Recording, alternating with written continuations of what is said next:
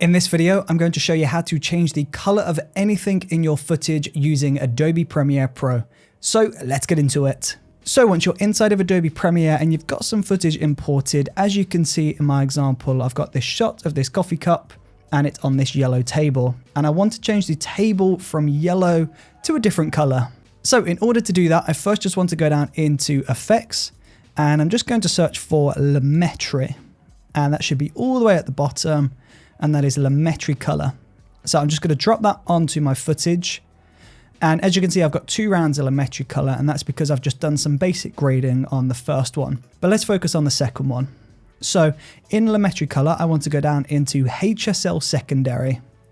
And then from here, you can see I've got set color. So I'm going to use this eyedropper tool to select this yellow. And once you've selected that, you can go across in the hue, saturation, and luminance, or the lightness, and just move this along to isolate that color. So as you can see, at the moment, I'm only really getting this part of the table. I'm not catching the chair. So I can either expand this and then just move that around, or alternatively, I can go down into saturation. Again, I might need to expand this to get more, and then lightness / luminance as well. So as you can see, I'm going to have to expand this as well. Or alternatively, rather than using this eyedropper tool, if it's not quite getting the perfect selection, you could go down to one of these dots and start with one of these colors as a starting point. So because this is a yellow, we'll select the yellow box.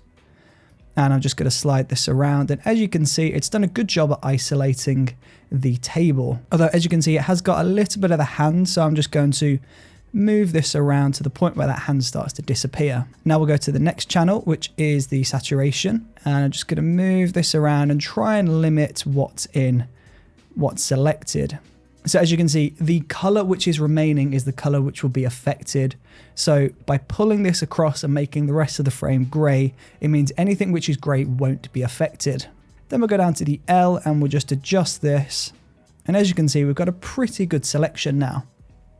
So with that selection now selected, we can go down to correction, and you've got the color wheel here. So you can move this towards a specific direction.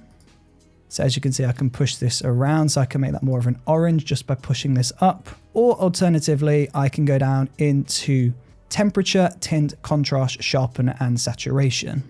So I could instantly just pull the saturation down to make that black and white, or I could go into temperature and I can move this around to slightly change the color.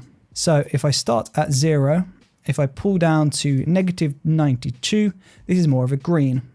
And then I can go into tint and I can enhance that as well, or completely change the color of this. So I can go for more of a pink.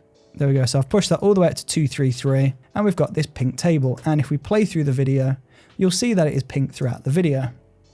Although at the moment it's not exactly super clean. You can see, especially if I zoom in on this hand, you can see we're getting a lot of spillage up here. Now you would expect natural reflection to bounce up, but there's no soft fade off like there is in the original example. So this is the original and this is the edited. As you can see, it's a lot softer on the original. So this is where we can go down into blur. So if we increase blur all the way up, you can see it completely blurs everything. But we don't want to do it that much. We want to be very subtle. So let's go to around 30. And that helps to really soften this off. So if we take this back to the very beginning, you can see that the table is now affected. Of course, you don't have to go for pink. You could go for more of a green. Or we could push this even more towards the orange, maybe just accentuate that color, make it pop even more. So this is where we started. And this is where we've ended up with. So it's just really helped to isolate that color and just really enhance that, take that to the next level. Now, before I carry on with the video, I'm first just going to take a quick break to talk about the Brooker Films courses. And in particular, I'd like to talk about the Premiere Pro course. It's a 3.5-hour course and it teaches you everything you need to know about Premiere. So this covers import, organization, creating titles, green screen, multicam, and so much more. So if you're interested in watching the Brooker Films Premiere Pro course, then click the link in the description below. Now, back to the video. And then of course, once you've done that, you could also add another round of Lumetri back on top. So we can drop Lumetri back on. We'll go HSL secondary, and this time we'll focus on the blue dress or the blue top. So we'll select the blue. There we go. We'll just isolate that blue, go into saturation, same thing, go into the L, same process. And again, we can go into temperature and tint, and we can change the color of this. So we can push this more towards a vibrant blue and adjust the tint as well so that we get this nice color contrast. However, as you can see in this example though, if we turn that off and we turn that back on again, not only has the dress been affected, you can also see this coffee cup and the saucer has also been affected.